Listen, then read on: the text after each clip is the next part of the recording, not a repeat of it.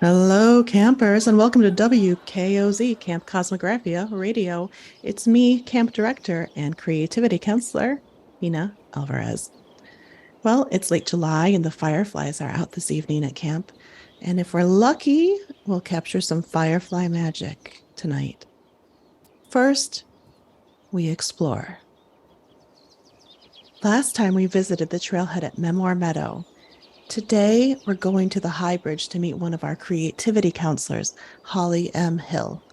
Then I'll take you up the hill to the campfire circle with me, like last time.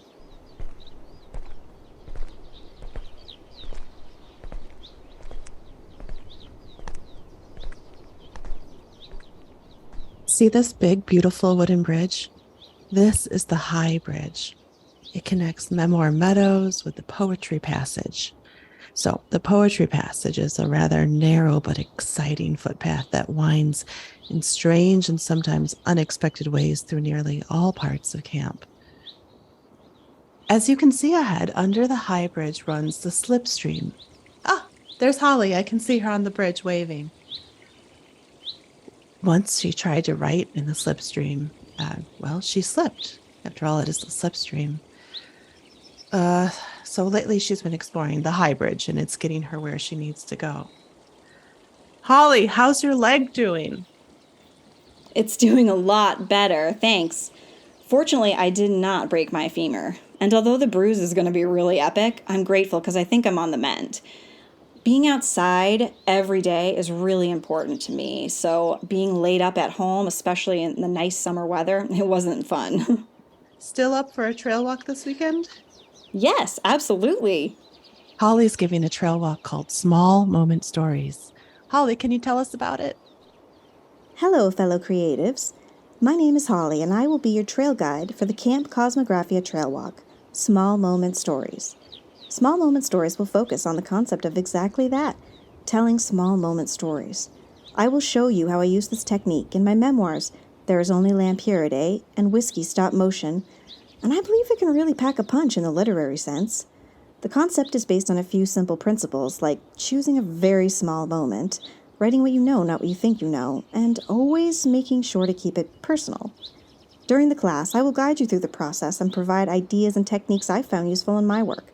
Afterwards, we'll pivot into a writing workshop with writer and publisher Nina Alvarez, where we will help you try your hand at finding some small moment stories of your own.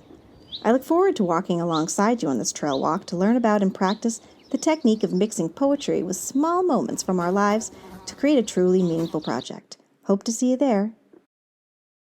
Holley, what does it mean to write what you know, not what you think you know? Good question, Nina. Well, this is a writing strategy I started using many years ago. And for a time, I'd even begin all of my poems with that exact quote: write what you know, not what you think you know. To me, this means exactly that. Poetry is so much more relatable and authentic when written by an author who is being sincere, unflinching, sometimes ugly, and genuine to the core, especially when writing autobiographically. I mean, to break this strategy down, if you write a word, yes, even one, or a phrase that you do not absolutely know to be true, then scrap it, start over, and simplify. During my class, I'll talk a lot more about this and give some good examples. I think it's really helped me as a poet, and it might be a helpful strategy for others too. So, what else do you do here at Camp Holley? Well, I'm not just a trail guide. I also teach arts and crafts. Next time, I'll take you to the Arts and Craft Lodge and tell you about my class, Stop Motion Stories, where I make collage and motion pieces of art with a spoken word voiceover, sort of like visual poetry. Sound fun? Can't wait. Oh, I got to get these campers up to the campfire circle, but along the way, would you stop with us at Cosmos Hollow and share a little bit of your firefly magic with us? Sure. Okay, campers, we're in for a treat. Cosmos Hollow is a natural outdoor amphitheater where we listen to stories and poems and sometimes musical performances, and it's not too far from the campfire circle.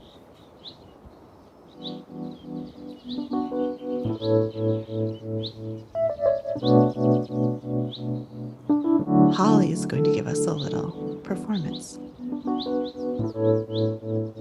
Lampyridae. Write what you know, not what you think you know. What I know is that I used to believe in lightning bugs.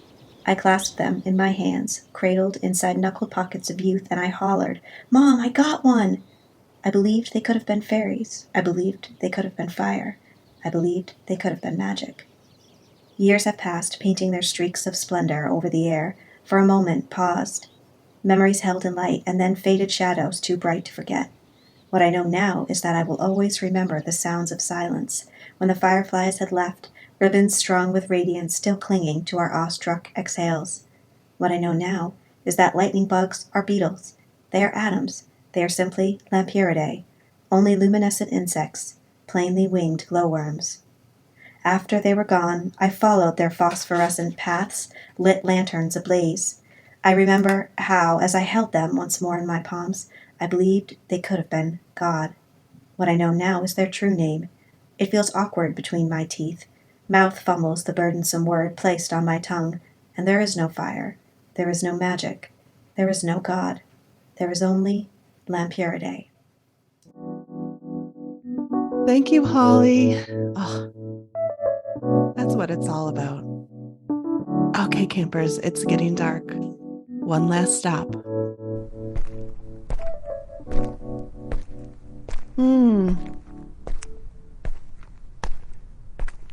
Like I said, the fireflies are out tonight. I always think about Holley when I see a firefly. Her spirit is such a big part of what makes Camp Cosmographia what it is.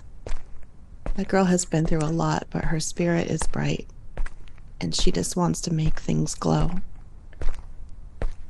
So let's get up this hill, take a seat around the fire.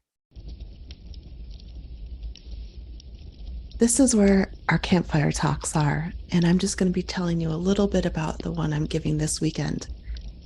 This weekend is the tale of the curious life of Elizabeth Scoville. Now, don't worry, you don't know who she is. She was a school teacher in Kentucky 100 years ago. So why should you care? Well, because she had an interesting life, for one. One that can tell us a lot about the time she lived in and what it meant to be a woman with smarts and thoughts and opinions back then, the good and the bad of it. And because Kentucky is actually kind of a cool, weird, spooky place, especially up in those hills where she taught. And in the spirit of full disclosure, Elizabeth was my great-great-grandaunt. But I didn't know about her until just a couple of years ago. And the journey of discovering who she was and what she did has been a fever burn in me ever since I found out about her. Though her story has nearly been forgotten, Elizabeth Scoville was once considered one of the best known educational figures in eastern and southeastern Kentucky. She was so famous for growing schools in the poorest mountain towns of eastern Kentucky that as thanks, they named a town after her. But when she left her husband for being a drunk and made a new home in the bluegrass, the Board of Education tried to keep her from teaching, saying she was barred but giving no reason. She took them to court.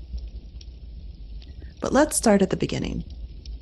Elizabeth Scoville was the granddaughter of a prosperous farmer and a well-known Union captain in a place called Raccoon, Kentucky. In the late 1800s, at the age of 17, when she started teaching, schools were one-room affairs. Teachers were paid very little, and the conditions were very poor. But in the early 1900s, a strong urge for educational reform began, specifically focused on getting more kids to school and bettering the conditions of those schools. A reform called the Whirlwind Campaign had recently passed legislation, and the Kentucky Federation of Women's Clubs, led by women of means and which was obviously very socially influential, was charged by the powers that be in state government to do the outreach, changing hearts and minds in the hills and hollers resistant to centralized systems of governance. An award of $800 was offered by the Kentucky Federation of Women's Clubs to the school that most met its model requirements: 2 classrooms, an annex room, at least 2 teachers, clean, comfortable, with proper ventilation, heating, water supply, a garden, a playground, desks, maps, books, and a good blackboard. To everyone's surprise, a very small, poor mountain town in Owsley County pulled together its hopes and resources, applied for the grant, and won. And they brought on Elizabeth Scoville to run that school. Join me back here at the campfire this Saturday at 8 p.m. to hear the rest of the curious life of Elizabeth Scoville. If you hear this long after the talk has passed but are curious, just join our mailing list to get notified the next time I'm giving this talk. To register for a workshop or come to a campfire talk, visit the Camp Cosmographia General Store. Thank you for coming to camp. Tell your friends, not all of them, just the ones still full of wonder who need a space to be a little bit of a kid again and who like to make stuff. Happy trails!